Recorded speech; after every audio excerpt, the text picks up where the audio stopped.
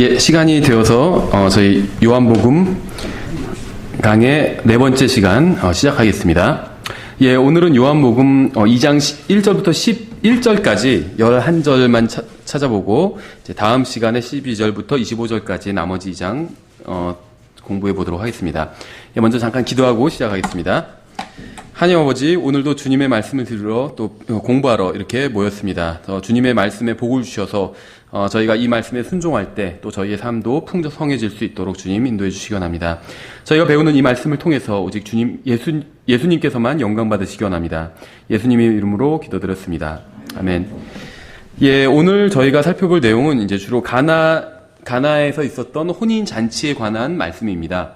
먼저 2장 1절에 보시면 셋째 날 갈릴리 가나에서 혼인잔치가 있어 예수님의 어머니도 거기 있었고 이렇게 말씀하고 있죠. 한때는 정말 거의 아마 불과 50년 전만 해도 50년 전도 아닐 거예요. 한 50년 전만 해도 거의 대부분의 교단의 모든 설교자들이 결혼이란 한 남자와 한 여자가 만나서 이제 결합하는 것이다. 이렇게 믿었습니다. 그렇죠. 근데 지금은 많이 바뀌었죠. 얼마 전에는 또 지금 동성 결혼 이런 게 굉장히 이슈가 됐잖아요. 근데 얼마 전에 굉장히 특이한 사람이 그 커밍아웃을 한 적이 있죠. 바티칸에서 이제 카톨릭 신학대학 신학 교수고 또 이제 바티칸에서 어떤 직무를 맡고 있는 굉장히 중요한 요직을 맡고 있는 신부가 커밍아웃을 했죠. 동성 연애자라고. 그래서 사람들이 굉장히 의아해하더라고요. 신부는 이렇게 동성연애자고 아니고 떠나서 신부는 아예 금욕 생활을 하는 사람들이잖아요. 이제 그 사람들 그 체계 내에선. 근데 금욕 생활을 해야 된다고 서약을 한 사람들이 동성연애자라고 하니까 사람들이 많이 의아해했던 것 같아요. 네, 하여튼 잘은 모르지만 하여튼 굉장히 이상한 일이 많이 벌어지는데 요즘 그런 일이 이제는 대부분의 많은 교단에서 이제 벌어지고 있습니다. 그렇죠. 그래서, 지금은 사람들이 하나님의 기준에서 너무나도 많이 이제 떠나버리게 되었습니다. 근데 이제 성경에 의하면 우리가 나중에 이제 결혼과 가정에 대해서 공부를 할 때 자세히 보겠지만, 성경에 의하면은 어떤 육체적인 결합만이 이제 꼭 결혼을 의미하는 건 아닙니다. 그러니까 남자 여자가 또 부모님을 떠나서 함께 하게 되면, 한 몸이 되면, 이제 그게 이제 1차적으로 결혼이긴 한데, 항상 결혼이 육체적인 결합만을 의미하는 것은 아니라는 거예요. 왜냐하면 요셉과 마리아는 혼인한 사이였지만, 정혼한 아내라고 그랬거든요. 요셉에게 마리아에 대해서 얘기하면서, 정혼한 네 아내 데려오기를 두려워하지 말라. 이렇게 얘기했는데, 그때까지 아무런 육체적인 관계를 맺지 않았었습니다. 그렇죠. 그래서 그러니까 왜 이런 말씀을 드리냐면, 이제 킹제임스 성경 믿는 분들 중에 육체적인 관계가 결혼이다. 이렇게 가르치는 분들도 있는데, 이제 꼭 그렇지는 않다는 겁니다. 물론 이제 결혼해서 실제적으로 그 육체적인 관계, 둘이 하나됨, 이게 차지하는 비중이 큰 것은 사실이지만, 그게 항상 결혼을 의미하지는 않는다는 겁니다. 어쨌든 간에 성경에선 이제 남자, 여자가 만나서 결합하는 이것을 결혼이라고 하는데, 오늘날은 이 기준을 이 세상은 이제 받아들이진 않고 있죠. 2절에 보시면 예수님과 그분의 제자들도 혼인잔치에 초대를 받았더라. 이렇게 말씀하고 있어요. 큰 의미가 있는 말씀은 아니지만, 여기 마리아는 초대받았다는 말이 없습니다. 그렇죠? 그러니까 예수님의 어머니도 거기 있었고, 이렇게 말씀하고 있는데, 초대받았다는 말은 없어요. 그러니까 예수님과 제자들만 초대를 받았다고 합니다. 어떤 사람들은, 그러니까 이제 성별에 대해서 가르치면서 이 세상의 어떤 활동은 관여하지 않는 것이 성별이다. 이렇게 가르치는 사람들이 있습니다. 이 세상의 어떤 활동은 전혀 참여하지 않아요. 그러니까 교회와 어떤 소위 말하면 영적인 것과 관련 있는 것만 하려고 합니다. 좋아 보이지만 성경은 그게 성별이라고 말씀하고 있지는 않습니다. 예수님께서는 이 세상에서의 모든 활동을 거부하지 않으셨습니다. 예수님은 혼인잔치에 참석하셨어요. 예수님은 하나님의 아들로 이 세상에 오셨기 때문에 공생애를 시작하신 후에 굉장히 할 일이 많았습니다. 그렇죠? 예수님이 하신 일들이 굉장히 많지만 그 중에 정말 중요한 것만 이제 성경에 기록이 되었습니다. 하지만 사람들과 함께 시간을 보내는 것을 시간 낭비라고 생각하지는 않았어요. 그래서 혼인잔치에 초대하셨을 때 거기에 기꺼이 응해서 가셨습니다. 그렇죠? 주님께서 여기서 보시면 이제 첫 번째 사역, 어떻게 보면 첫 번째 기적을 행하신 것이 나오는데, 그것이 혼인과 관련이 있었어요. 결혼식과 관련이 있었다는 거죠. 그래서 주님께서 결혼식에 참석하셨다는 것이 이제 우리에게 굉장히 큰 의미를 줍니다. 만약 여러분이 결혼을 하려고 한다면 주님께서 참석하실 만한 결혼식을 올려야 돼요. 그 여러분의 결혼에는 반드시 주님께서 함께 하셔야 됩니다. 그렇죠? 그러니까 부부 사이에 낄 수 있는 존재는 하나님밖에 없어요. 부부 사이에 낄 수 있는 존재는. 그 하나님이 반드시 껴야 됩니다. 예수님이 반드시 껴야 돼요. 다른 일도 마찬가지입니다. 가정, 직장, 취미 다 마찬가지예요. 예수님을 초대해서 주님과 함께 할 수 있다면 그것은 잘못된 것이 아닙니다. 그러니까 결혼식이나 아니면 우리 가정도 마찬가지고 직장, 취미도 다 마찬가지예요.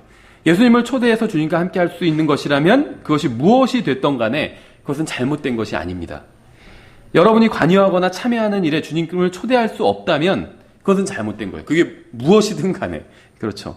그러니까 어떤 일이 잘못된 것인가 잘못되지 않은 것인가 이걸 나누는 기준이 내가 주님을 그 자리에 초대할 수 있느냐 이게 기준이 될 수 있다는 거죠.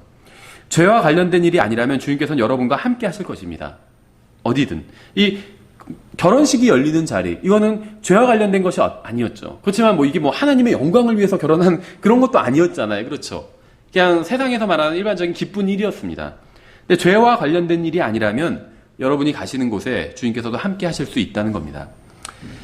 어떤 사람들은 지나치게 성별된 나머지 일상적인 일은 아예 하려고 하지 않아요. 친구들이 막 결혼식에 초대해도 그것도 내가 왜 구원받지 않은 사람들 모여서 잔치하는데 내가 왜 가냐 하고 안 가는 사람들도 있어요. 근데 예수님 그러지 않으셨다는 거예요. 결혼식에 참석하셨습니다. 그 자체로 문제가 되는 것이 아니라는 거죠. 3절에 그들에게 포도즙이 떨어짐에 예수님의 어머니가 그분께 이르되 그들에게 포도즙이 없다 하니 예수님께서 그녀에게 이르시되 여자여 내가 당신과 무슨 상관이 있나이까 내 때가 아직 이르지 아니하였나이다 하시거늘. 예수님께서는 마리아를 하늘의 여왕이라고 부르지 않고 여자여라고 부르셨습니다. 여자여. 왜냐하면 마리아는 하늘의 여왕이 아니라 여자였기 때문에 일반적인 여자였기 때문에 여자여 이렇게 부르신 것이죠. 예수님께서 마리아의 명령에 따르지 않으셨어요. 마리아가 먼저 예수님께 요청 아니면 명령을 했죠. 저들에게 포도즙이 없다. 하니까 예수님께서 일단은 나중엔 포도즙을 만들어 주셨지만 일단 마리아한테는 거절하는 것처럼 말씀하셨어요. 그렇죠? 여자여 당신과 내가 무슨 상관이 있습니까? 이렇게 말씀하시면서 거절을 하셨죠. 왜냐하면 예수님께서 이 세상에 오신 이유는 마리아라는 한 여자의 명령에 따르기 위해서가 아니라 하나님 아버지의 명령에 따르기 위해서 오셨기 때문에 마리아의 명령은 거절하셨던 겁니다. 그렇죠? 예수님이 마리아의 요구를 거절을 하셨지만 무례하지 않고 굉장히 정중하게 거절하셨어요. 그러면서 왜 거절하시는지 그 이유를 말씀해 주셨습니다. 그러니까 그리스도인들도 이런 태도를 받아야 돼요.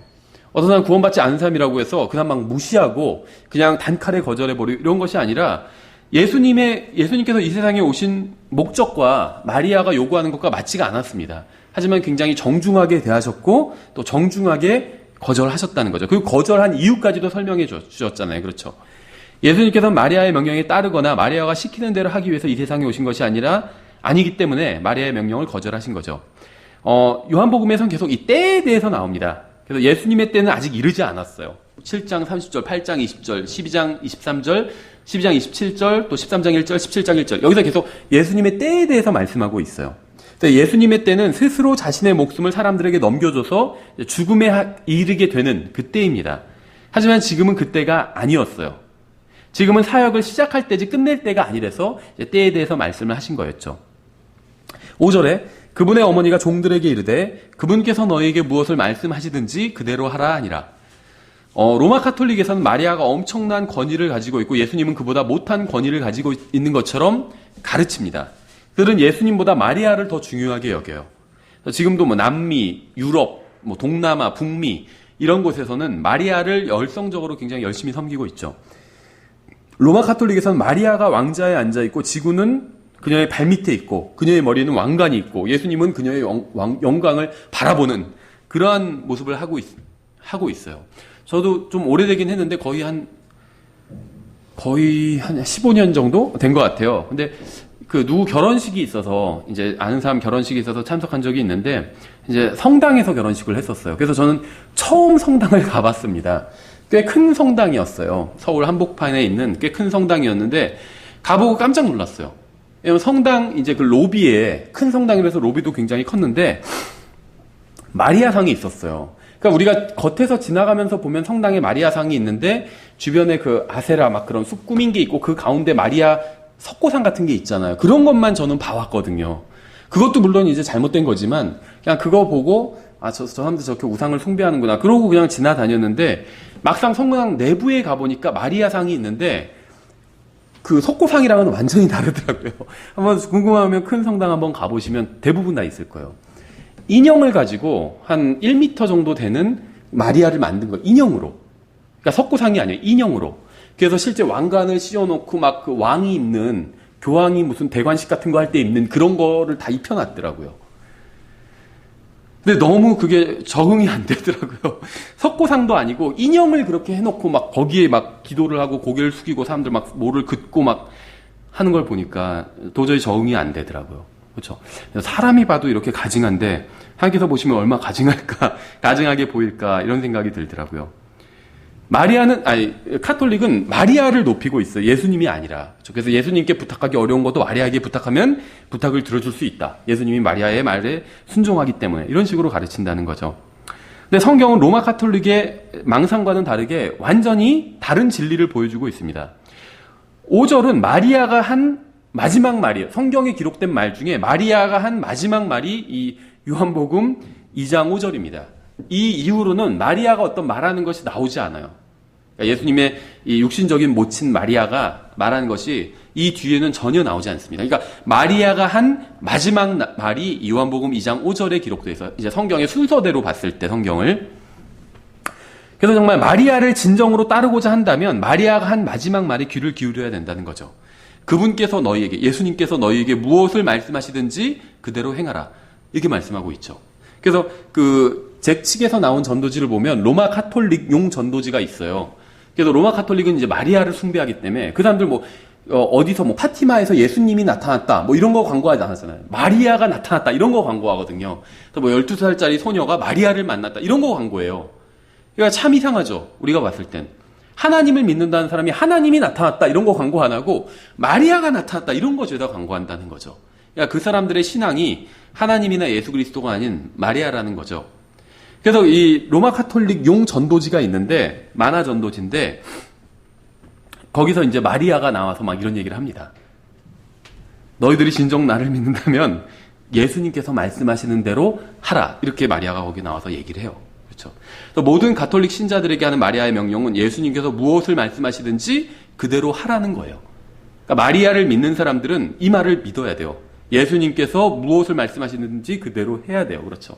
그러니까 마리아 말을 듣는 게 아니라 예수님께서 하신 말씀을 들어야 된다는 거. 마리아도 그렇게 지금 증언하고 있잖아요. 6절에 거기에 유대인들의 정결하게 하는 관례에 따라 각각 물 두세 통 담는 돌 항아리 6개가 놓여 있더라. 예수님께서 그들에게 이르시되 물 항아리들에 물을 채우라 하신즉 그들이 아기까지 그것들을 채우니 그분께서 그들에게 이르시되 이제는 떠서 잔치를 맡은 자에게 가져다 주라 하시매 그들이 그것을 가져다 주었더니 잔치를 주관하는 자는 포도즙이 된 물을 맛보고 그것이 어디서 났는지 알지 못하되 그 물을 떠온 종들은 알더라. 잔치를 맡은 자가 신랑을 불러. 9절까지. 예수님께서는 항아리에 물을 채우라고 하셨어요. 물을 채우라고. 그래서 사람들은 항아리에 물을 채웠고 그 물을 떠서 잔치를 맡은 사람에게 가져다 주었습니다. 그러니까 예수님은 물을 포도즙으로 바꾸셨어요. 그래서 여기에 대해서는 이제 조금 후에 다시 한번 이 포도즙 문제, 그러니까 술 문제에 대해서는 다루도록 하겠습니다. 10절에 그에게 이르되 모든 사람이 처음에 좋은 포도즙을 내고 사람들이 충분히 마신 뒤에 덜 좋은 것을 내거늘 그대는 지금까지 좋은 포도즙을 남겨두었도다 하니라.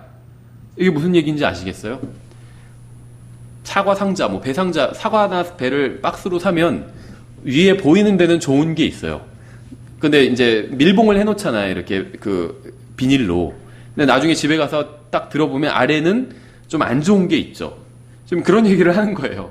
먼저 다 좋은 걸 많이 마셔서 이미 좋은 걸 많이 마셨기 때문에 배가 부르고 나면 이제 안 좋은 걸 낸다는 거죠. 사람들이 그 맛을 이제 잘 구분하지 못하기 때문에. 그렇죠. 그래서 처음에 좋은 것을 주었다가 나중에 맛을 느끼지 못할 때 나쁜 것을 주었다. 이제 이 말입니다. 이거는 정당하지 못한 방법이죠. 그렇죠. 하나님께서 주시는 건 다 똑같아요. 계속 하나님은 동일하시기 때문에 처음부터 끝까지 우리에게 은혜를 내려주시고 항상 좋은 것들만을 주시죠. 근데 사람들은 그렇게 하지 않는다는 거죠. 정당하지 않게 눈속임을 하고 있는 거죠. 예수님께서 기적들 중에 이 처음 기적을 갈릴리 가나에서 행하사 자신의 영광을 나타내시니 그분의 제자들이 그분을 믿으니라. 이렇게 되어 있어요. 일단 오늘 저희가 살펴볼 본문은 다 살펴본 겁니다. 물을 포도즙으로 변화시킨 이 기적은 예수님께서 행하신 첫 번째 기적이었어요. 그래서 첫 번째 기적이라고 분명히 말씀하고 있어요. 그렇죠? 유대인들은 다니엘 이후로 기적을 본 적이 없습니다. 다니엘서. 그러니까 유대인들이 목격한 마지막 기적은 사자굴에서 아무런 해도 당하지 않고 무사히 걸어 나온 그 다니엘을 본 것이었어요. 그것이 마지막 기적이었죠. 이미 그 상태도 이제 국가는 다 포로로 잡혀가고 나라는 망한 상황이었어요. 그래서 이제 살아남은 몇몇 유대인들이 그걸 목격하게 되는 거죠. 이것도 대략 450년, 500년 전에 있었던 일입니다. 500년 가깝게 유대인들은 기적을 전혀 목격하지 못했습니다. 그러다가 이제 갑자기 예수님께서 등장하셔서 기적을 행하기 시작하신 거예요. 예수님께서 행하신 첫 번째 기적이라고 나와 있기 때문에. 구약 성경은 유대 민족의 어떤 국가가 몰락할 때 하나님께서 그들에게 생명수를 주시겠다고 예언하고 있어요. 마지막 때 나중에. 예수님께서 가나안 혼인잔치에 오셨을 때 사람들은 이미 많이 마신 뒤였습니다. 하지만 아무도 만족하지는 못했어요. 그렇죠. 10절에 보면 그렇게 되어 있잖아요. 왜 지금에 와서야 좋은 걸 줬냐. 만약에 좋은 걸 이미 많이 많으신 사람은 그런 얘기를 하지 않을 거예요. 그렇죠. 쳐다보기도 싫을 겁니다. 근데 만족을 하지 못했기 때문에 무엇인가 또 새로운 게 없나 기대를 했고 예수님께서 주신 것을 맛보고 나선 이게 굉장히 좋다는 걸 깨달았어요. 그래서 이제 이런 일종의 어떤 항의라면 항의를 한 거죠. 왜 지금에서 이걸 내놨냐 이렇게 항의를 한 거였죠. 혼인잔치에 있던 사람들은 자신들의 갈망을 채우기 위해서 무엇인가를 더 마시기를 원했습니다. 그때 예수님께서 등장하셔서 항아리에 물을 채우게 하셨어요. 사람들은 아마 의아했을 겁니다. 왜 물을 채울까? 잔치랑 전혀 맞지가 않기 때문에 물을 마시면서 잔치를 즐기는 사람은 없습니다. 그렇죠? 생각해 보세요. 우리 집에 가서 실컷 물을 마시면서 즐기자. 그러면 누가 집에 오겠어요? 그렇죠? 물은 잔치를 흥겹게 하는 것이 아닙니다. 물은 그냥 가장 기본적이고 그러니까 우리한테 물론 우리가 살아갈 땐 가장 필요한 것이긴 하지만 즐기거나 잔치를 하거나 이럴 거라는 거리가 멀다는 거예요. 사람들이 원하는 것은 아니라는 겁니다. 없으면 안 되지만 사람들이 찾는 건 아니라는 거예요. 아주 손쉽게 구할 수 있고 가장 기본적이고 그렇죠. 물을 실컷 마셨으면 좋겠다. 보통 평범한 상황에 있는 사람들이 그런 걸 바라진 않죠. 물이 없는 지역이 아니고서는. 물은 잔치를 흥겹게 하는 것이 아니라는 사실을 모든 사람이 알고 있었습니다. 하지만 예수님께서는 잔치에서 사람들이 가장 하찮게 여기는 것을 가지고 맛을 보면 놀랄 만한 것을 만들어 내신 것이죠. 사람들이 여지껏 마셔보지 못한 엄청난 맛을 느끼게 된 거예요. 그렇죠. 가장 어떻게 보면 하찮고 기본적인 것으로 누구나 다 가지고 있는 것으로 엄청 놀라운 것을 만들어내셨다는 거죠. 이게 이제 이 기적의 목적이에요. 이 기적의 특징이고 대부분의 사람들은 이 본문을 보면서 예수님께서 만드신 것이 포도주였는지 술이었는지 아니면 포도즙이었는지 주스였는지 이런 걸 가지고 논쟁을 해요. 일반적인 기독교에서는 술이었다 이렇게 가르치죠. 근데 이제 영어에서 와인이라는 표현은 술도 되고 즙도 됩니다. 그런데 여기서 만드신 것은 포도즙이에요. 일단 이제 문맥을 보면 알 수 있고, 그러니까 이 와인이란 단어가 나오면 흠자의 성경에서도 술이라고 번역한 적도 있고 즙이라고 포도즙이라고 이렇게 번역한 경우도 있어요. 근데 그건 왜 그렇게 두 경우가 갈리냐면 문맥에 따라서 이것이 술인지 포도즙을 마시고 취하였도다 이렇게 할 수는 없잖아요. 그럴 땐 포도주를 마시고 취하였도다 이런 식으로 번역을 했어요. 취한 얘기가 없으면 즙으로 번역했고 대부분이 그래서 문맥에 따라서 이제 번역하는 게 결정이 됩니다. 그런데 대부분은 이 포도 뉴 와인이라고 그러면 이거는 포도즙이에요. 올드 와인이라고 하면 이건 포도주고, 그러니까 와인이 오래되면 포도주가 되는 겁니다. 새로 만들면 포도즙이 되는 것이고, 그렇죠. 그래서 예수님께서 여기서 새로 만드셨기 때문에 포도주가 아니라 포도즙이 맞습니다. 그리고 왜 포도즙이 맞을 수밖에 없는지는 이제 좀 이따가 제가 한번 자세히 설명을 해드릴게요. 예수님께서 첫 번째 기적을 주신 의미는 이게 포도주냐, 즙이냐, 이걸 따지기 위함이 아니라는 거죠. 이게 핵심이 아니라는 겁니다. 말씀드린 것처럼 450년 동안 유대인들은 하나님 없이 만족할 수 있는 방법을 찾아 헤맸지만 매번 실패했습니다. 유대인들은 하나님을 완전히 떠나버렸어요. 말라기 이후에. 그래서 하나님 없이 자기들이 무엇을 해보려고 했지만 매번 실패했다는 거예요. 진정한 만족과 시원함을 얻지 못했습니다. 그런데 이제 예수님께서 갑자기 나타나셔서 그들에게 참된 만족을 주시고 갈증을 해결해 주시고 이제 주시기 시작하셨다는 것이죠. 예수님께서는 유대인들이 마음속 깊숙이 원했던 것을 충족시켜 주실 수 있었습니다. 그들이 오랫동안 찾던 것이 갑자기 등장해 버린 거예요. 그들이 주님께로 간다면 다시는 목마르지 않을 영원할 물을 얻을 수 있게 되었다는 겁니다. 교회를 포함한 이 세상은 예수님으로 만족하지 못하고 있어요. 이 세상은 당연히 예수님 알지도 못하기 때문에 예수님으로 만족하지 못하고 있고, 문제는 교회조차도 예수님으로 만족하지 못하고 있다는 거죠. 이게 정말 큰 문제라는 겁니다. 예수님 말고 다른 무엇인가를 더 달라고 그래요.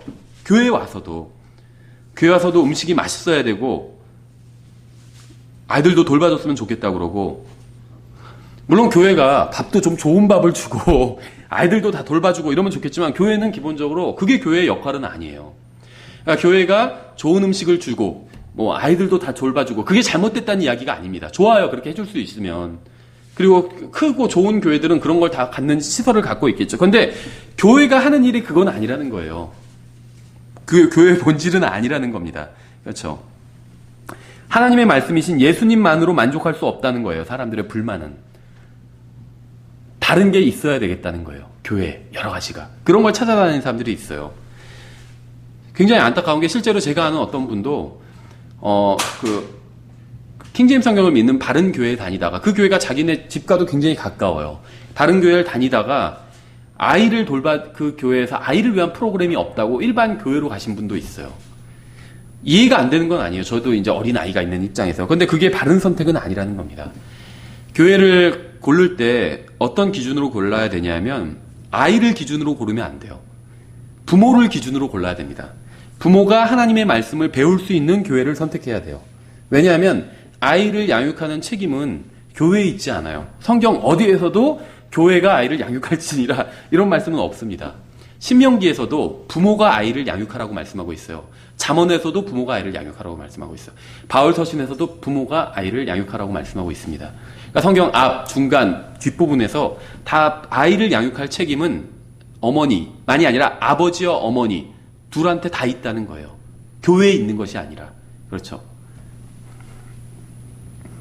예, 어쨌든지 간에, 그래서 교회를 고르라면 정말 부모를 기준으로 골라야 된다는 거죠. 어쨌든 간에 사람들은 예수님만으로 만족하지 못하고 있습니다. 예수님께서 주신 것을 마신 사람은 자신이 마신 그 무엇보다 그분이 주신 것이 좋다는 사실을 알고 있어요. 그래서 정말 예수님을 진정으로 만나고 예수님과 참된 교제를 나눈 사람은 그분만으로 만족할 수 있다는 사실을 깨달아 알게 됩니다. 예수님이 주신 것을 맛본 사람은 그것에 만족할 수 있게 되는 거예요. 이 세상이 주는 것으로는 참된 만족을 누릴 수 없다는 사실을 언젠가 모든 사람들이 다 깨닫게 될 겁니다. 그래서 예수님께서 주신 것을 마신 사람은 왜 처음부터 그것을 마실 수 없었는지 이제 의아하게 생각하게 된다는 거예요. 예수님을 알게 돼서 그분과 깊은 교제를 나누게 된 사람은 내가 전에는 왜 예수님과 이런 교제를 나누지 못했을까, 이렇게 의아하게 생각하게 된다는 겁니다. 그런데 잘 보세요. 이 잔치, 가나의 이 혼인잔치를 생각해 보면 예수님께서는 초대를 받으셨죠. 그래서 처음부터 잔치가 시작할 때부터 거기에 계셨습니다. 그렇죠. 근데 사람들은 잔치에서 나오는 음료를 마셨어요. 그러다 그게 다 떨어지자 예수님께 음료를 요청했죠. 그러니까 예수님은 누구나 가지고 있는 평범한 물로 그 사람들이 만족할 수 있는, 그 사람들이 정말 좋아할 만한 음료수를 제공해 주셨어요. 그렇죠. 만약에 그 사람들이 처음부터 예수님께 요청했다면 처음부터 정말 맛있는 음료수를 마실 수 있었겠죠. 근데 처음에 요청하지 않았어요. 자기가 할 수 있는 것들, 자기들의 능력으로 할 수 있는 걸 다 하고 나서 다 떨어지니까 예수님께 왔죠. 예수님은 잔치가 끝날 때 오신 것이 아니라 시작할 때부터 계셨다는 거예요. 그러니까 문제는 아무도 주님께 마실 것을 달라고 요구하지 않았다는 겁니다. 지금 전 영적으로 적용하고 있는 거예요. 영적으로. 우리가 만족하지 못하는 이유는 아무도 예수님께 마실 것을 달라고 하지 않고 먼저 이 세상이 주는 것을 맛보려고 하고 있기 때문이에요. 예수님께서 행하신 첫 번째 기적의 핵심은 그분이 술을 만드셨냐 아니면 집을 만드셨냐, 이게 아닙니다. 이건 두 번째 이야기예요. 예수님께서는 유대인들이 그때까지 마셔보지 못한 정말 좋은 참된 음료를 주셨습니다. 그것도 공짜로 주셨어요. 누구든지 원하는 자는 와서 값없이 마실 수 있었습니다. 인생의 갈증을 풀어줄 수 있는 유일한 분은 예수님이에요. 문제는 사람들이 그분을 주목해서 보지 않는다는 겁니다. 처음부터 계셨는데 그분을 보고 그분께 요청하지 않았다는 거예요. 저는 예수님께서 단 한 번도 죄를 지은 적이 없다고 믿습니다. 다른 사람이 죄를 짓도록 하신 적도 없다고 믿어요. 다른 사람이 죄를 지을 기회를 열어두신 적도 없다고 믿습니다. 우리가 죄를 짓는 이유는 내가 내 욕심에 이끌려서 죄를 짓는 거예요. 예수님이 죄를 짓도록 나를 조장하신 것이 아니라, 그러니까 칼빈주의자들이 생각하는 것과는 정반대죠. 칼빈주의자들은 자기들이 죄를 짓는 이유가 하나님께서 그렇게 예정하셨기 때문에 죄를 짓는다, 이렇게 믿습니다. 물론 이제 그걸 실제로 그런 얘기를 하는 칼빈주의자는 없지만 실제로 그렇게 믿고 있어요. 근데 예수님은, 하나님은 사람이 죄를 짓도록 강제하지 않으신다는 거죠. 죄를 지을 기회를 만들어 놓지도 않으신다는 겁니다. 주님께서 우리 육신의 기회를 주지 말라고 말씀하셨어요. 그렇다면 우리가 육신의 죄를 지을 만한 기회를 하나님께서 제공해 주지는 않으신다는 거죠. 자신의 말씀에 위배되는 걸 하지 않으시기 때문에. 만일 예수님께서 성경의 저자이신 하나님이라면 그분은 술을 쳐다보지도 말라는 잠언을 기록하시면서 동시에 술을 만드시는 일은 하지 않으셨을 겁니다. 그래서 지금부터 이제 술에 대해서 잠깐 좀 생각을 해볼게요. 그리고 나서 다시 이제 좀 결론을 영적으로 적용하면서 결론을 지어보도록 하겠습니다. 이제 사람들이 이 요한복음 2장에서 예수님께서 물로 술을 만드셨다, 포도주를 만드셨다, 이렇게 생각하는 사람들이 있어요. 근데 성경의 그 전체적인 문맥을 보면 예수님께서 물로 포도주를 만드셨다, 술을 만드셨다는 건 성경 전체의 문맥에 있어서는 전혀 맞지 않습니다. 그렇죠? 왜냐하면 일단 우리가 이제 그렇게 이 술 문제를 정리하기 위해서 전제해야 될 것이 무엇이냐면 예수님은 하나님이라는 거예요. 그렇죠? 근데 하나님께서 성경의 저자라는 겁니다. 잠언을 기록한 게 무슨 솔로몬이 아니라, 시편을 기록한 게 다윗이 아니라, 창세기를 기록한 게 모세가 아니라, 그 사람들은 그냥 기록만 했을 뿐이고 저자는 하나님이라는 거예요. 그리고 하나님이신 예수 그리스도가 성경의 저자라는 겁니다. 그렇죠? 이걸 믿지 않는다면 지금부터 하는 얘기가 아무런 소용이 없어요. 이걸 믿는다면 이제 지금부터 하는 이야기를 잘 정리해 보면, 이 요한복음 2장에서 예수님께서 물로 만드신 것은 술이 아니었구나, 이것을 알 수 있습니다. 예수님은 자신이 영감으로 주시고 섭리로 보존하신 이 말씀을 지상사역을 시작하자마자 스스로 어기지는 않으셨을 겁니다. 예수님이 술을 만드셨다고 생각하는 이유는 자신들이 죄를 허용하고 즐기는 것처럼 하나님도 그런 분이 되기를 원하기 때문에 예수님이 술을 만드셨다, 이런 주장을 하는 거예요. 예수님이 술을 만드셨다고 주장하는 사람들이 원하는 하나님은 거룩하지 않은 술을 허용하시는 이런 하나님이라는 거죠. 술에 대해서 성경이 무엇이라고 말씀하시는지 한번 간략하게 한번 살펴볼게요. 성경에 의하면 죄는 수치가 됩니다.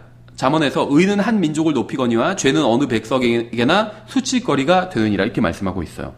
성경은 술 취한 자들에게는 화가 있다고 말씀하고 있어요. 이사야서 28장에서 교만한 왕관 곧 에브라임의 술 취한 자들에게 화가 있을지어다, 술 취한 자들에게 화가 있을지어다, 이렇게 말씀하고 있죠. 또 술로 인해서 길에서 벗어나게 된다, 이렇게 말씀하고 있어요. 이사야 28장에서 그러나 그들은 포도주로 인하여 잘못하며 독주로 인하여 길에서 벗어났도다. 술로 인해서, 독주만이 아니라 포도주는 약한 술이죠. 독주는 이제 진한 술이고, 그래서 과거 아마 개혁성경에선 이 독주를 소주라고 많이 번역을 했어요. 그래서 개혁성경에 소주가 나와요. 어쨌든지 간에 소주는 좀 진한 술이고 포도주는 약한 술이잖아요. 저도 술은 잘 몰라요. 안 마셔봤기 때문에. 일반적으로. 근데 독한 술만 마시면 잘못된다, 이렇게 말씀하고 있지 않고, 포도주, 약한 술로 인해서 잘못됐고 독한 술로 인해서 길에서 벗어났다, 이렇게 말씀하고 있어요. 술 취한 자들은 마른 지푸라기 같이 소멸된다, 성경이 이렇게 말씀하고 있습니다. 그들이 가시나무들 같이 함께 엉켜 있고 술 취한 자들 같이 취해 있는 동안에는 완전히 마른 지푸라기 같이 소멸되리라. 나홈 1장 10절이고, 또 술 취함은 하나님께서 사마리아를 멸하신 원인이 됩니다. 사무엘상 30장에 사마리아 산에 있는 바산의 암소들아, 너희는 이 말을 들을지어다. 너희가 가나안 자를 학대하고 궁핍한 자를 짓밟으며 그들의 주인들에게 이르기를 술을 가져다가 우리가 마시게 하라 하는도다. 이래서 하나님께서 심판하셨다고 기록되어 있는 거예요. 아모스서 4장 1절에서. 사무엘상 30장에서는 술 취함은 멸망의 원인이 된다고 말씀하고 있어요. 그러니까 성경 어디에서나 하나님께서는 민족이 술 취했다고 말씀하신 부분에서 항상 그들의 심판, 멸망에 대해서 말씀하고 있습니다. 따라서 요한복음 2장에서 예수님께서 술을 만드시어 사람들이 취하게 하셨다는 주장은 비성경적이고 신성모독적인 주장에 불과하다는 것이죠. 구약성경 곳곳에서 하나님께서는 술 취함, 술에 대해서 경고하고 있기 때문에 독주에 대해서만 경고하신 것이 아니라 포도주에 대해서도 경고하고 있기 때문에 그렇게 구약 성경 내내 술 취함, 술에 대해서 경고해 놓고 갑자기 신약에 와서 예수님께서 술을 만드셨다. 이거는 이치에 맞지 않는다는 거예요. 예수님의 신격을 모독하는 거라는 것이죠. 잠언 31장에선 이렇게 말씀하고 있죠. 의오 르무에라 포도주를 마시는 것은 왕들에게 합당하지 아니하고 왕들에게 합당하지 아니하며 독주를 마시는 것은 통치자들에게 합당하지 아니하라. 그들이 마시다가 법을 잃어버리고 고난받는 자들 중에 어느 한 사람의 재판을 굽게 할까 염려하노라. 예수님께서 왕들의 왕이시고 또 그분께서 심판하시는 재판관이 되신다면 그분은 술을 마시기에 합당하신 분이 아니라는 거죠. 많은 사람들이 전쟁에서 술 취함으로 인해서 패배했습니다.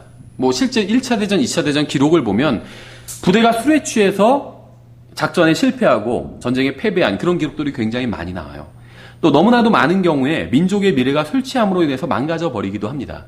그렇죠? 세상에서는 수천만의 알코올 중독자들을 치료하기 위해서 천문학적인 돈을 쏟아붓고 있어요. 술 취함으로 인해서 재산을 낭비하고 가정이 파괴되고 인생이 망가지고 범죄가 증가합니다. 술 취함으로 인해서 얻는 유익은 단 하나도 없어요. 대부분의 범죄자들은 죄를 짓기 전에 술을 마십니다.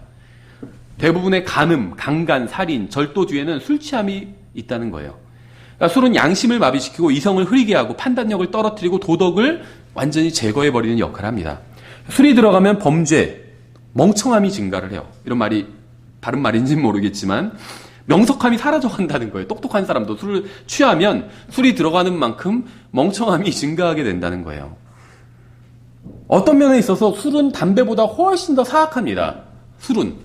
그러니까 지금 요즘 이제 우리나라도 담배값에 폐암 같은 거 경고하는 그런 사진 이제 넣게 된다고 그런 기사를 언뜻 본 것 같아요. 언제부터 넣는다는지는 잘 모르겠지만 제 생각엔 술에도 넣어야 돼요. 온갖 범죄들의 사진을 다 넣어놓고 경고를 해야 된다는 거죠. 그러니까 저는 실제로 담배 피는 그리스도인도 본 적이 있지만, 그러니까 구원받은 사람도 본 적이 있지만 기독교인 담배는 절대 금하면서 술은 조금은 괜찮다 이렇게 생각하는 기독교인을 본 적이 있어요. 킹제임스 성경 진영에서도 만난 적이 있고, 제가 그런 분들을 다 하고자 해서 이런 얘기를 하는 건 아닙니다. 뭔가를 잘 모르기 때문에 그렇게 하고 있는 것이겠죠. 근데 어떤 의미에서는 담배보다 술이 훨씬 더 치명적이에요. 왜 그러냐면 실제로 담배는 개인의 건강을 망치죠. 술도 개인의 건강을 망쳐요. 이거는 똑같아요. 대부분의 암이 술로 인해서 걸리는 경우가 많아요. 그러니까 술을 마시기 때문에 암의 발병률이 훨씬 더 다 높아진다는 거예요. 대부분의 암이 다. 근데 이제 그런 개인의 건강상의 문제뿐만 아니라 가정과 국가가 사회가 망가지는데 이 술이 큰 역할을 한다는 거예요. 담배를 피우고 난 뒤에 아내나 아이들을 폭행하는 경우는 별로 없어요. 그렇죠? 근데 술을 마시고 난 뒤에 아내나 아이들을 폭행하는 경우는 굉장히 많습니다. 그렇죠? 술이 사람을 즐겁게 하는 것 같지만 사실은 전혀 그렇지 않아요. 이게 우리나라 통계는 아니고 미국 통계인데 전체 방화 중에 82%는 술과 관련이 있어요. 술 마시고 나서 불지른 거라는 거예요. 익사 사고 중에 68%도 술과 관련이 있다고 그래요. 자살 중에 80%도 술과 관련이 있다고 그래요. 자살하기 전에 술 마시고 자살하는 경우가 대부분이라는 거죠. 산업재해 중에 40%도 술과 관련이 있다고 합니다. 살인도 86%가 술과 관련이 있다고 그러고 아동학대, 애들 때리는 것도 65%가 술과 관련이 있다고 그래요. 간증을 들어보면 술을 마시고 아버지가 어렸을 때 나를 폭행을 했다 이런 얘기를 들어본 적이 있을 거예요. 술 안 마시고 폭행한 경우는 거의 없어요. 다 술 마시고 아이들 폭행한다는 거죠. 사실이 이런데도 예수님께서 술을 만드셨다고 생각할 이유가 있을까요? 그렇죠. 요한복음 1장에서 말씀하시는 것처럼 참된 생명으로 이 세상에 오신 전능하신 하나님께서 수많은 죽음의 원인이 되는 술을 만드셨다고 생각할 이유가 전혀 없다는 겁니다.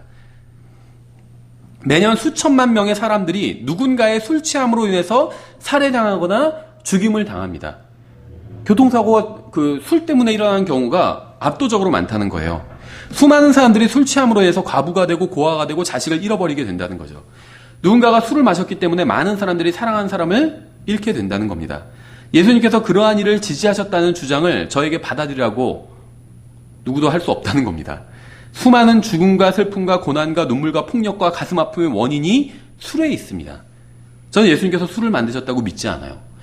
여기서 나온 와인은 술로도 번역할 수 있지만 문맥을 보면, 성경 전체의 문맥을 보면 예수님께서 술을 만드셨다고 볼 수는 없다는 거예요. 즙을 만드셨지, 포도즙.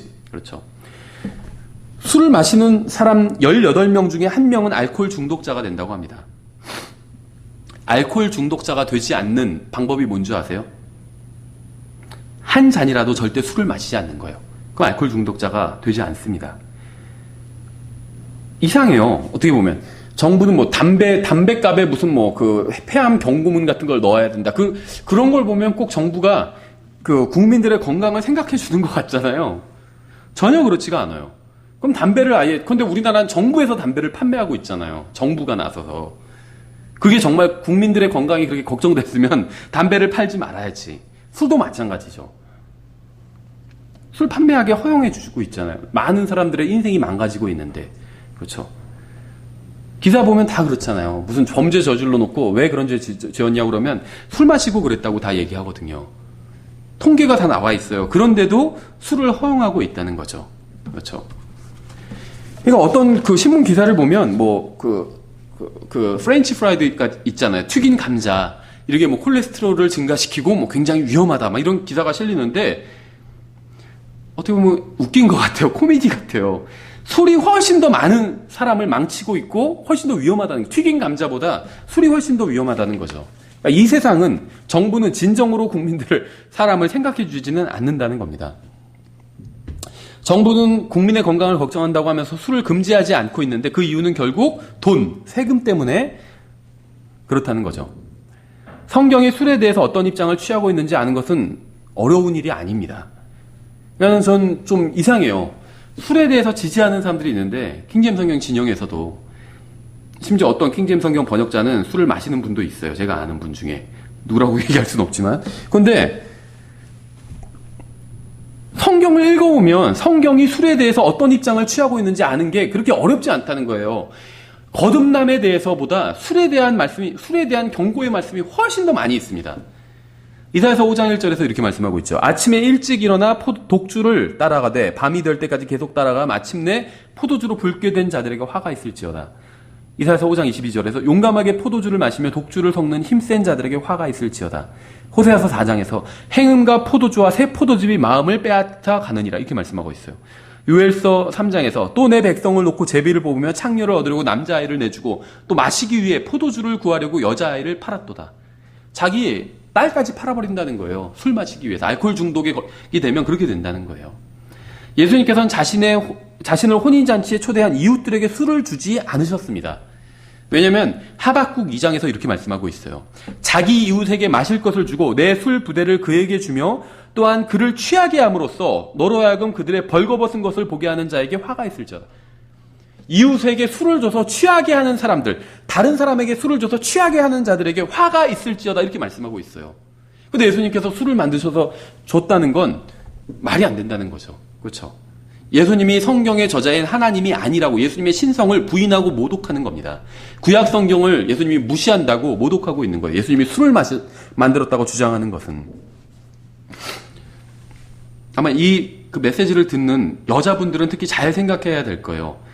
누군가가 여자에게 술을 공짜로 사주는 의미가 뭔지 아세요? 여자들은 모르는 사람들도 있더라고요, 이걸. 남자들은 다 알아요, 대부분이. 누군가 젊은 여자에게 술을 공짜로 사주는 이유.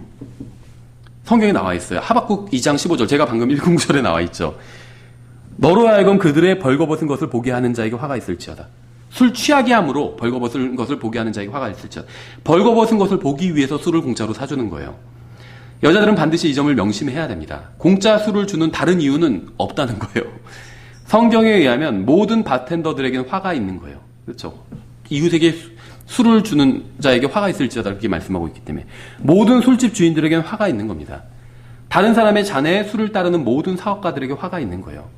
냉장고에 술이 있는 모든 집에 화가 있는 겁니다. 아이들이 자연스럽게 집에서 술을 접할 수 있는 모든 가정에게 화가 있는 거예요. 왜냐하면 뿌린 대로 거둔다는 것이 하나님의 법칙이기 때문에 술을 심으면 알코올 중독자를 거두는 게 하나님의 법칙이라는 거예요. 아모스서 2장 11절에서 이렇게 말씀하고 있어요. 너희 아들들 중에서 대언자들을 너희 젊은이들 중에서 나사렛 사람들을 일으켰나니 오 너희 이스라엘 자손들아 그 일이 과연 그렇지 아니하냐 주가 말하노라.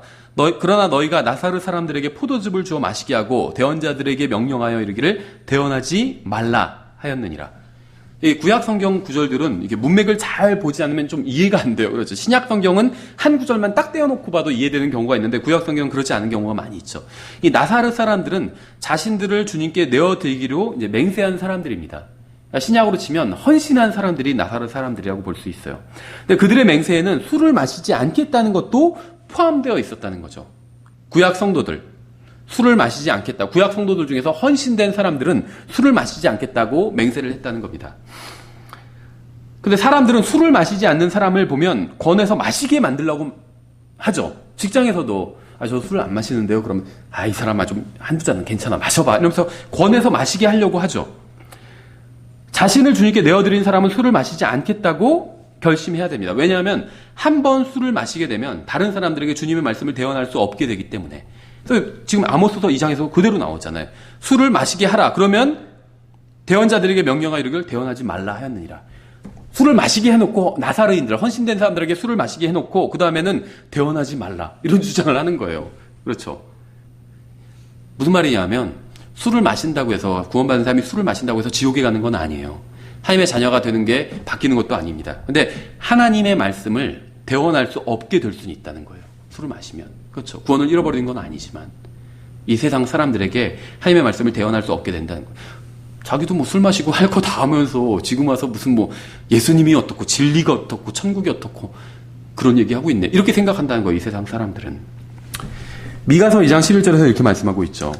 사람이 만일 영과 거짓 속에서 걸으며 거짓말하여 이르기를 내가 포도주와 독주에 대해 내게 대언하리라 할 것 같으면 그가 심지어 이 백성의 대언자가 되리로다. 그것도 무슨 말인지 잘은 모르겠죠. 이제 포로로 끌려가게 될 민족에게 하나님께서 무엇이라고 말씀하셨는지 아세요? 사람들은 술을 마셔도 된다고 하는 영적 지도자를 원한다는 거예요.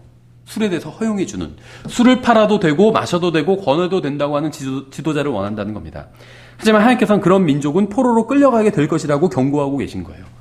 술을 담그는 교회도 있고 요즘에 개신교회 중에 성찬식에서 술을 해야 술을 마셔야 되기 때문에 교회가 아예 술을 담그는 교회도 있고 술을 판매하는 교회도 있어요. 외국엔 예전부터 있었고 우리나라도 있다고 그래요. 지금 술을 판매하는. 그런 교회의 영적 결말이 어떻게 될지는 쉽게 알 수 있다는 겁니다. 사도 바울은 의와 절제와 다가올 심판에 관해서 설교를 했어요. 바울이 의와 절제와 다가올 심판에 대하여 강론하니 벨릭스가 떨며 응답하되 이번에는 내 길로 가라. 내가 적당한 때가 생기면 내가 너를 부르리라. 얘기하고 있죠. 술은 사람을 지혜롭게 만들지 못합니다. 포도주는 조롱하게 하는 것이요 독주는 날뛰게 하는 것이라. 누구든지 그것들로 말미암아 속는 자는 지혜롭지 아니하리라. 술을 마셔도 영적인 삶을 유지할 수 있을 것이라고 생각하는 사람은 지혜롭지 않은 사람이라는 겁니다. 그다음에 이제 성경에서 술을 마시는 장면이 나올까요? 술을 마시는 사람이 나올까요? 나와요, 성경에서. 죄인들만, 아주 형편없는 사람들만 술을 마시는 것이 아니라 훌륭한 사람들도 술을 마시는 장면이 나옵니다. 가장 대표적인 경우가 노아죠. 하나님께서 의로운 사람이라고 평가하신 그 노아도 술을 마셨어요. 그 결과가 어떤 결과였죠? 그러니까 아들 중에서 한 명이 죄를 짓게 하는, 그래서 노아가 직접 또 저주하게 하는 그런 결과가 일어나게 되죠. 롯도 술을 마셨습니다. 어떤 결과가 일어나는지 아세요? 롯이 술을 마시고 나서 그 결과 딸들이 아버지의 자식을 낳게 돼요. 그렇죠. 딸 둘이 다 아버지의 자식을 낳게 돼요. 이게 완전히 가정이 붕괴돼 버린 거죠. 완전히 질서가 없어져 버린 것이고, 현명한 사람이라면 이런 짓을 하지 않겠죠. 자기 손자이자 자식이 돼 버린 거예요. 롯의 그 자식들이. 성경에 보면 나발은 술로 인해서 망했습니다. 압살롬은 배다른 형제인 암놈을 살해할 때 술을 사용했어요. 성경에는 술에 취해서 암살당하거나 폐위된 왕에 대한 기록도 나옵니다. 벨사살도 술 취함으로 하나님 앞에서 범죄를 저질렀죠. 침례인 요한도 술 취한 파티로 인해서 목베임을 당했습니다. 술 취함은 고린도 교회의 교제를 망쳐버렸어요. 그렇죠. 이것이 성경이 술에 관해서 하시는 말씀인데, 요한복음 2장에서 예수님께서 술을 만드셨다 이렇게 생각한다는 건 문맥에 맞지 않는다는 거죠. 그렇죠. 술은 가정과 인생과 교회와 국가를 파괴하는 마귀의 도구입니다. 저는 술을 반대해요. 잠언 23장에서 이렇게 말씀하고 있죠. 재난이 누구에게 있느냐? 슬픔이 누구에게 있느냐? 다툼이 누구에게 있느냐? 제잘거림이 누구에게 있느냐? 까닭없는 상처가 누구에게 있느냐? 붉은 눈이 누구에게 있느냐? 오랫동안 포도주에 머무는 자들에게 있고 섞은 포도주를 구하러 다니는 자들에게 있느니라. 섞은 술 있잖아요. 폭탄주라고 하죠. 섞은 술. 너는 포도주가 붉거나 잔에서 제 빛깔을 내거나 스스로 똑바로 움직일 때 그것을 바라보지 말라. 마침내 그것이 뱀같이 물고 독사같이 쏘나니 내 눈은 낯선 여자들을 바라볼 것이요 내 마음은 비뚤어진 일들을 말하리로다. 무슨 말인지 아시겠어요? 저도 사실 와닿진 않아요. 술을 제가 이렇게 마시고 막 취해보고 이런 적이 없기 때문에. 술 취한 사람들이 낯선 여자들을 찾잖아요. 그렇죠? 자기 집에 아내가 있는데 낯선 여자를 찾아요. 그리고 그 낯선 여자를 보고 비뚤어진 얘기를 한다는 거죠. 그렇죠? 잘못된 얘기, 해서는 안 되는 얘기. 막 사랑한다고 그러고 사랑하지도 않는데 그렇죠? 성경은 아예 술을 바라보지도 말라고 말씀하고 있습니다. 성경을 믿는 사람에게는 술에 관해서 더 이상 다른 생각이 있을 수가 없어요. 성경, 제가 술에 대해서는 59절 이상이 있어요. 그 성경과 술이라는 도서출판 킹제임스에서 나온 그 책이 있는데 열거를 다 해놨어요. 성경 구절들 59절 이상이 돼요.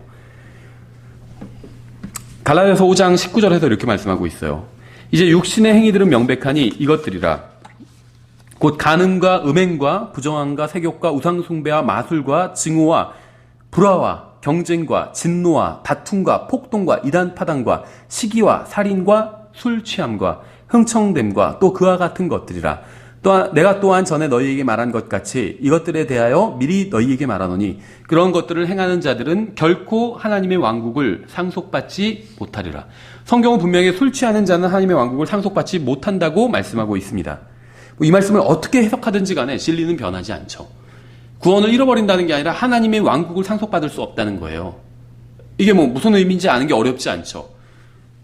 왕자가 왕국을 상속받게 되잖아요. 그렇죠. 그냥 왕국에 참여해서 산다 이 의미가 아니라 통치한다는 의미죠. 왕국을 상속받게 된다는 건. 술 취하면 통치하게 될 수가 없다는 겁니다. 이스라엘 백성들은 광야에서 40년간 방황할 때 술을 마시지 않았어요. 놀랍지 않으세요? 이스라엘 백성이 광야에서 40년간 방황하고 있을 때 죄를 많이 지었죠. 그래서 하나님께서 그때마다 그들을 치셔서 막 죽임을 당하고 그런 일들이 많이 있었죠. 그런데 한 가지 놀라운 게 뭐냐면 아무리 그 사람들이 죄를 지었다 할지라도 술 취하지는 않았다는 거예요. 신명기 29장에 나와요. 내가 40년간 광야에서 너희를 인도하였거니와 너희가 입은 옷이 낡지 아니하고 내 발의 신이 낡지 아니하였으며 너희가 빵도 먹지 아니하고 포도즙이나 독주를 마시지 아니하였나니 이것은 내가 주 너희 하나님인 줄을 너희가 알게 하려 함이니라. 한민족 전체가 술 없이 40년을 보낸 겁니다. 광야에서. 따라서 우리나라도 40년간 술 없이 보낼 수도 있다는 거예요. 하나님께서는 평생 술을 마시지 않겠다고 결심한 사람들에게 복을 주셨습니다. 예레미야서 35장을 보면 평생 술을 마시지 않겠다고 결심한 사람들이 나와요. 레갑의 그 자손들. 그 사람들에게 하나님께서 복을 주셨어요. 하나님께서는 성막에서 섬길 때 제사장들은 술을 마시지 말라고 명령하셨습니다. 제사장들은 하나님을 섬길 때 술을 마시지 말라고 말씀하셨어요. 레위기 10장에. 나사렛 사람은 포도주나 독주로부터 자신을 구별하라고 말씀하셨어요. 민수기 6장 3절에서. 사무엘은 평생 동안 술을 마시지 않았습니다. 다니엘은 통치자가 권하는 술을 마시지 않았습니다. 쉬운 일이 아니었겠죠. 사장님이 권하는 술도 거부하기가 힘든데 통치자가 절대 왕정에서 왕이 권하는 술을 마시지 않았다는 거예요. 침례인 요한도 평생 단 한 방울의 술도 마시지 않았죠. 만약 사실이 이렇다면 요한복음 2장에서 예수님께서 물로 술을 만드셨다고 믿을 만한 이유가 전혀 없다는 겁니다. 그렇죠. 예수님께서는 우리를 자신의 피로 씻으시고 죄를 용서해 주시고 왕과 제사장으로 만들어 주셨어요. 계시록 1장에 나오죠. 또 신실한 증인이시오 죽은 자들 중에서 처음 나신 분이시며 땅의 왕들의 통치자이신 예수 그리스도로부터 은혜와 평강이 너에게 있기를 원하노라. 우리를 사랑하사 자신의 피로 우리의 죄들에서 우리를 씻으시고 하나님 곧 자신의 아버지를 위해 우리를 왕과 제사장으로 삼으신 분께 즉 그분께 영광과 통치가 영원 무궁토록 있기를 원하노라. 아멘. 우리를 왕과 제사장 삼으셨다. 이렇게 나와 있죠. 또 우리는 영원한 생명을 소유했기 때문에 멸망하지 않을 겁니다. 요한복음 3장 16절에 나와 있죠. 하나님께서 세상을 이처럼 사랑하사 자신의 독생자를 주셨으니 이것은 누구든지 그를 믿는 자는 멸망하지 않고 멸망하지 않고 영존하는 생명을 얻게 하려 하심이라. 예수님을 믿으면 왕이 되고 멸망하지 않는다고 말씀하고 있어요. 우리는 하나님 앞에서 영원한 생명을 소유한 왕입니다. 멸망하지 않을 왕이에요. 게다가 주님께서는 우리에게 위로자이신 성령님을 주셨습니다. 그렇죠. 우리는 위로자와 함께 영원한 생명을 소유한 왕이에요. 위로자도 가지고 있고 영원한 생명도 가지고 있는 신분상으로 왕인 사람들이 되었다는 거죠. 제가 왜 이 말씀을 드리냐면 아까 우리가 읽어봤는데 잠언 31장에서 이렇게 말씀하고 있죠. 오 르무엘아, 포도주를 마시는 것은 왕들에게 합당하지 아니하며 독주를 마시는 것은 통치자들에게 합당하지 아니하니라. 그들이 마시다가 법을 잊어버리고 고난받는 자들 중에 어느 한 사람의 재판을 굽게 할까 염려하노라. 왜 이런 말씀을 드리냐면 구약 성경을 읽어보면 하나님께서 술을 완전히 금하신 건 아니지 않냐 이렇게 주장하는 분들이 있어요. 근데 구약 성경에서도 헌신된 사람들, 제사장들은 술을 마시지 않았습니다. 그렇죠. 그 술을 마시지 않기로 결심한 사람들에게 하나님께서 복을 주셨어요. 근데 신약에 와서는 완전히 달라지게 되는데 성경에 의하면 우리는 신분상으로 아직 통치하고 있는 건 아니지만 신분상으로는 왕이 되었습니다. 왕의 자녀들이 되었고 왕이 되었어요. 근데 성경에서는 왕에게는 술이 합당치 않다고 말씀하고 있다는 거죠. 다시 말하면 구원받은 하나님의 자녀들에게는 술이 합당치 않다는 겁니다. 주님께서는 우리를 왕으로 만들어 주셨기 때문에 술은 우리에게 합당치 않아요. 잠언 31장 6절에서 뭐라고 말씀하고 있냐면 독주는 망하려는 자들에게 주고, 여기서 망한다고 그랬는데 요한복음 3장 16절 똑같아요. 페리쉬라는 단어가 써 있어요. 요한복음 3장 16절에는 멸망이라고 했죠. 여기서 그냥 망한다고 했는데 다 페리쉬예요. 독주는 망하는 자들에게 주래요. 술은 망하는 자들에게 주래요. 근데 우리는 망하는 자가 아니에요. 멸망하지 아니하고 그랬잖아요. 예수님을 믿는 그분의 아들을 믿는 자들은 멸망하지 않는다고 했잖아요. 그러니까 우리에게 술은 맞지 않는다는 거죠. 구원받은 사람들에게 술이 맞지 않는 이유는 우리는 왕이기 때문에, 왕에게 술이 맞지 않다고 했잖아요. 또 우리는 멸망하지 않기 때문에, 술은 멸망하는 사람들에게 적합하다고 그랬는데 우리에겐 적합하지 않다는 거예요. 또 뭐라고 말씀하고 있냐면 6절에서 독주는 망하려는 자들에게 주고 포도주는 마음이 무거운 자들에게 주라 이렇게 말씀하고 있어요. 근데 우리는 마음이 무겁지 않아요. 왠지 아세요? 위로자가 계시기 때문에 위로를 받을 수 있다는 거. 술의 위로를 받는 것이 아니라 성령님한테 위로를 받을 수 있기 때문에 그가 마시고 자기의 빈궁함을 잊어버리며 다시는 자기의 고통을 기억하지 아니하게 할지니라. 우리는 빈궁하지 않습니다. 우리는 예수 그리스도와 함께한 공동 상속자들이에요. 온 세상을 예수님과 함께 상속받게 될 사람들입니다. 빈궁한 사람이 아니에요. 그렇죠? 어떤 사람이 지금 돈이 한 푼도 없어도 나중에 부모님한테 100억을 상속받는다. 그럼 그 사람은 가난한 사람이 아니잖아요. 우리도 똑같아요. 지금 내가 가진 건 없어도 예수님과 함께 모든 것을 상속받을 사람이 되었다는 거예요. 그래서 빈궁한 자가 아니에요. 근데 성경에선 망하려는 사람, 마음이 무거운 사람, 빈궁한 사람에게 술을 주래요. 우리에게는 해당되지 않는다는 거예요. 우리한테는 술이 필요하지 않아요. 우린 망하는 사람도 아니고 마음이 무겁지도 않고 빈궁하지도 않기 때문에. 만약 여러분이 왕이 아니고 망하는 자들이고 마음이 무겁고 빈궁하고 또 구원받지 못한 사람이라면 술을 마셔도 됩니다. 술을 마시건 마시지 않건 지옥에 가는 건 변함이 없기 때문에. 그렇죠. 구원받지 않은 사람이라면. 하지만 속에 성령님을 모시고 있는 멸망하지 않을 왕이라면 술을 마셔야 할 아무런 이유가 없다는 거예요. 여러분이 술에 손을 대는 순간마다 여러분은 예수님과 그분이 해주신 일을 부인하는 겁니다. 그렇죠. 예수님은 여러분을 왕으로 만들어 주셨고 멸망하지 않게 해주셨고 위로자를 주셨어요. 그렇죠. 그리고 온 세상을 함께 상속하게 해주겠다고 약속을 주셨는데 술을 마실 때마다 그것들을 다 부인하는 것과 동일하다는 거죠. 그렇죠. 술을 마시는 것은 예수님과 위로자이신 성령이가 하나님만으로 충분하지 않다고 고백하는 것이나 다름이 없습니다. 이제 정리하면 예수님께서는 항아리에 물을 채우라고 하셨어요. 7절에 보면 사람들은 항아리에 물을 채웠습니다. 그들은 그 물을 사람들에게 떠서 가져다 주었어요. 8절에 사람들은 포도즙이 된 물을 맛보고 만족했습니다. 9절 10절에 예수님께서 주신 물은 포도즙이 되었습니다. 우리가 육신을 따라 태어났지만 그러니까 우리는 어떻게 보면 물 같은 존재예요. 그렇죠. 성경에서는 물에서 생명이 나온다고 그러고 사람도 물에서 나오죠. 양수, 어머니 태에서 나오잖아요. 양수가 영어로 그냥 워터거든요. 물에서 나온 거예요. 물에서. 우리는 그렇죠. 물 같은 존재, 흔한 존재, 어디에나 있는 물. 우리가 육신을 따라 태어났지만 주님께서는 우리를 하나님의 의로 만들어 주셨어요. 특별한, 이 세상에서 맛보거나 볼 수 없는 존재로, 특별한 존재로 만들어 주셨다는 거죠. 물이 포도즙이 됐다는 건 무엇을 의미하냐면 본질이 바뀌었다는 거예요. 물, 포도즙, 완전히 다른 게 되었어요. 우리가 주님의 말씀에 순종해서 그 말씀대로 하면 물이 포도즙이 된 것처럼 우리의 본질로 변하게 됩니다. 그러면 우리는 전에는 맛보지 못한 참된 기쁨을 누릴 수 있게 되는 거예요. 이건 구원과 관련 있는 얘기가 아니라 우리가 주님께 내어드리는 것과 관련이 있는 거예요. 우리가 그분께 내어드리면 그만큼 주님의 것으로 채워지게 된다는 거예요. 그럼 전에는 전혀 맛보지 못한 참된 기쁨을 맛볼 수 있게 된다는 겁니다. 이것이 바로 요한복음 2장에 나온 기적이 우리에게 주는 교훈이에요.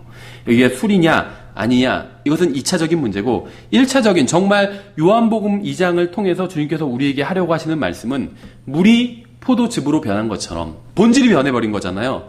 우리도 주님께 우리 자신을 내어드린다면 주님께서는 우리를 물로 포도주를 만드시는 것처럼, 포도즙을 만드신 것처럼 우리도 완전히 새로운 사람을 만드실 수 있다는 겁니다. 만일 여러분이 자신을 주님께 내어드린다면 여러분의 인생은 이전과는 본질적으로 완전히, 물과 포도즙이 본질적으로 완전히 다른 것처럼 여러분의 인생이 본질적으로, 이전과는 본질적으로 완전히 다른 새로운 인생이 될 수 있다는 거예요. 예, 그래서 오늘 2장 11절까지 살펴보고 다음 시간에 12절부터 25절까지 이제 마지막까지 살펴보도록 하겠습니다. 기도하고 마치겠습니다. 하나님 아버지, 주님의 말씀으로 인해서 감사드립니다. 주님께서 흔한 물로 포도즙을 만드신 것처럼 이 세상 그 누구도 맛보지 못한, 그럼 정말 맛있는 그런 포도즙을 만드신 것처럼 지금 저희들이 주님께 저희 자신을 내어드릴 때 정말 저희들의 인생이 이전에 살았던 인생과는 본질적으로 다른 정말 새로운 인생이 될 수 있도록 주님 도와주시기 원합니다. 주님께 순종하고 주님의 말씀에 순종하고 저희 자신을 내어드리는 법을 저희가 배울 수 있도록 주님 저희 도와주시기 원합니다. 주님, 저희가 또 이 세상에서 살 때 정말 주님을 더욱더 알아가고 더욱 친밀한 교제를 나눌 수 있도록 주님께서 저희 안에서 역사해 주시기 원합니다. 예수님의 이름으로 기도드렸습니다.